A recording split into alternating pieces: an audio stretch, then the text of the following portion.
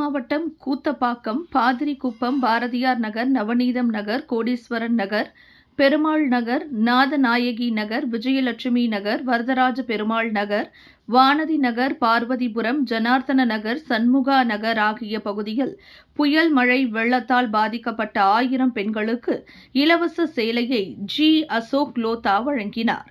தொழிலதிபர் ஆனந்த் ஜெயின், விஜயகுமார், விஷ்ணு, இயக்குநர் ஸ்ரீதர், வெட்ட வெளிச்சம் ஆசிரியர் முத்துக்குமரன், முன்னாள் கவுன்சிலர் ஆர்.கே. ஜெயபால், ராதிகா ஜெயபால், மாரிமுத்து, கோவில் தர்மகத்தா முன்னாள் உறுப்பினரும் மனோகர், வார்டு உறுப்பினர் கல்விக்கரசு, வெங்கடேசன், துணை ஆசிரியர் குமாரசாமி, பாட்டாளி மக்கள் கட்சி இளைஞரணி ஒன்றிய துணை செயலாளர் சுந்தர், ஜெகன், நவநீத நகர் சிவகண்டன், வார்டு உறுப்பினர் வாசுகி, சமூக ஆர்வலர் சத்யா, செல்வி ஆகியோர் கலந்து கொண்டு அனைத்து பெண்களுக்கும் இலவச சேலை வழங்கப்பட்டது.